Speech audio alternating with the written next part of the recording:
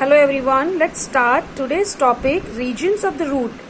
Before this, I have sent you a video in which we have started this chapter and we have covered the roots and the types of it, in which we have studied three types of root system: taproot, fibrous root and adventitious root, and the basic plant body structure, root and shoot.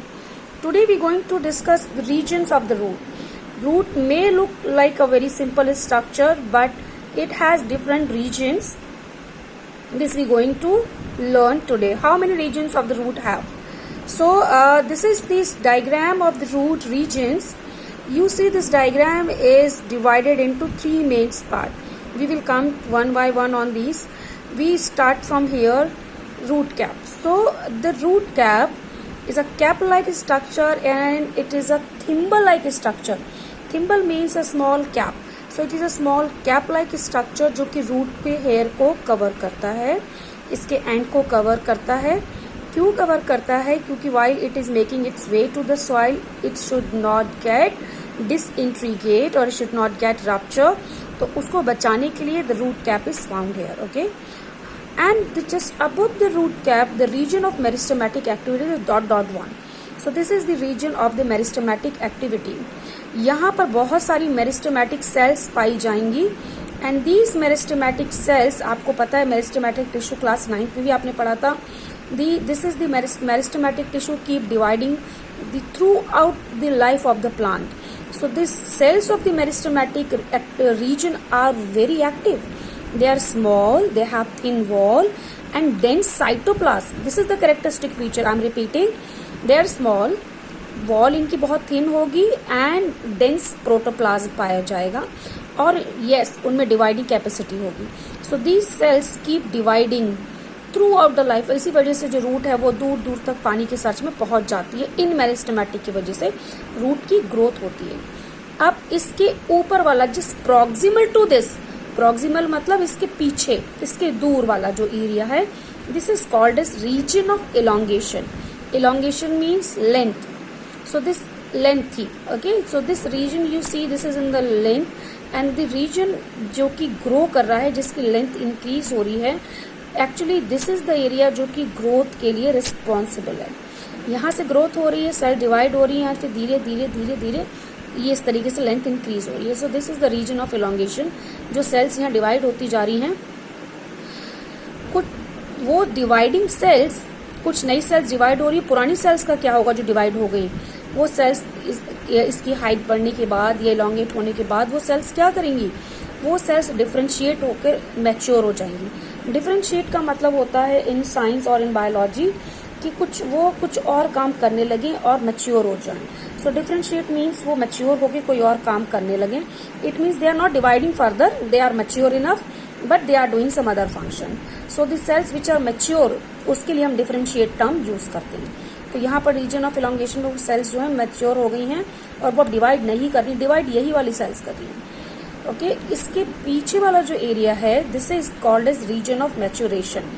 Proximal to this is called as region of maturation. यहाँ की कुछ epidermal cells, some cells of hair are very fine, very delicate and they form thread like structure, जिसको आप root hair बोलते हैं. और पानी absorb करने का काम, मिनरल एब्जॉर्ब करने का काम यहीं से होता है, root hair. So these root hair are found in the region of maturation. यहीं से वाटर वगैरह एब्जॉर्ब होता है. So this is the regions of the root tip. And the next topic is modifications of root. Modifications of root means root क्या काम कर सकती है.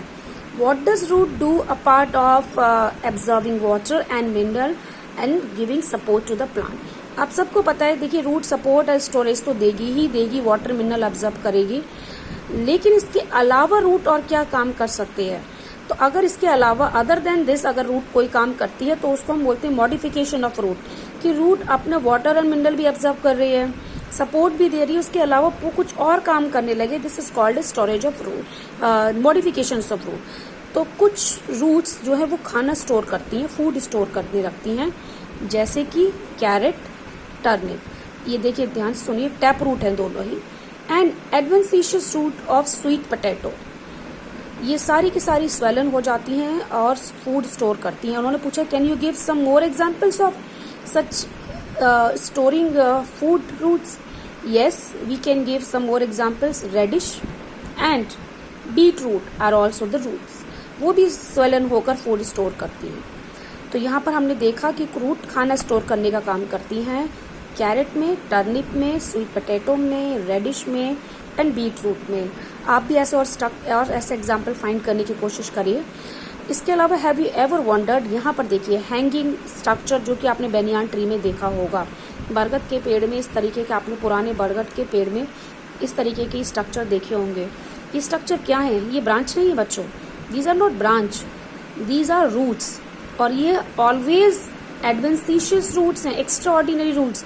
रूट्स एडवेंटिशियस रूट वो होती है जो कि रेडिकल से ना निकल के प्लांट के किसी और पार्ट से निकले। तो यहाँ पर आप रूट देख रहे हैं, ब्रांच से निकल रही है।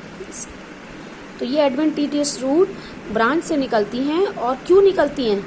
इनको हम प्रॉप रूट भी बोलते हैं, क्योंकि ये जब बरगद की जो लाइफ होती है, it's life span is very big, 100 then 200 years तक ये जी सकता है। तो जब इतना इसकी लाइफ है तो ये इतना बड़ा हो जाता है। और इसको सपोर्ट देने के लिए सच अ लेंदी, सच अ हैवी ट्री, रूट्स जो हैं वो ब्रांच से निकलती हैं और ज़मीन में जाके धस जाती हैं, जिससे प्लांट को एक्स्ट्रा सपोर्ट मिल सके। इन्हें हम कहते हैं prop roots. These are called as prop roots. इस तरीके से आपने देखा होगा शुगर केन में और मेज में रूट्स जो होती हैं उसके बेस से अराइज होती हैं। कभी आपने शुगर केन लगा देखा होगा, तो शुगर केन के बेस से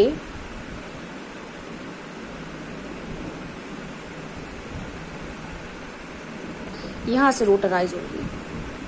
शुगर केन को लगाया ही ऐसे जाता है, उसका स्टेम को काट के डाल दिया जाता है।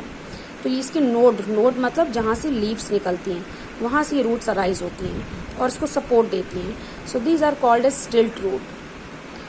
कुछ प्लांट की रूट जो हैं वो रेस्पिरेशन में हेल्प करती हैं। कौन से प्लांट होते हैं ऐसे प्लांट होते हैं जैसे कि राइजोपोरा। ये मार्शी एरिया में उगते हैं, दलदल वाली जगह पर, जहाँ पर ऑक्सीजन कम होती है। तो इसीलिए ऑक्सीजन की सप्लाई को पूरा करने के लिए ये जो रूट्स होती हैं ये ज़मीन से बाहर निकल आती हैं इस तरीके से और बाहर आके रेस्पिरेशन करती हैं। So this special structure is called as pneumatophore. This is the pneumatophore and this plant is Rhizophora. इसे देखते हैं, ये देखिए turnip, carrot, sweet potato, these are the food storage roots. One more example is there asparagus. Asparagus को हम हिंदी में शतावरी बोलते हैं and this is used in many indigenous medicine. आपने सुना होगा शतावरी, हिमालय वगैरह पे मिलता है, इंडिया में पाया जाता है, इंडिया का नेटिव प्लांट है। So this is the shatavari root. इसकी रूट भी देखिए फूड स्टोर कर रही है। Asparagus in English we can say this and this is the pneumatophore of rhizophora जो कि respiration का काम करती है। तो this structure is called as pneumatophore. These are basically root जो कि जमीन से बाहर निकल आई हैं for the respiration because it is growing in a marshy area. And इसके अलावा आपने stilt root पढ़ा and the prop roots. So this is the modifications of root. Once again we can revise it. Storage of food: carrot, turnip, sweet potato, beetroot, asparagus, radish, stilt root, sugarcane, maize, prop root, banyan, pneumatophores, rhizophora. So these are the modifications of root.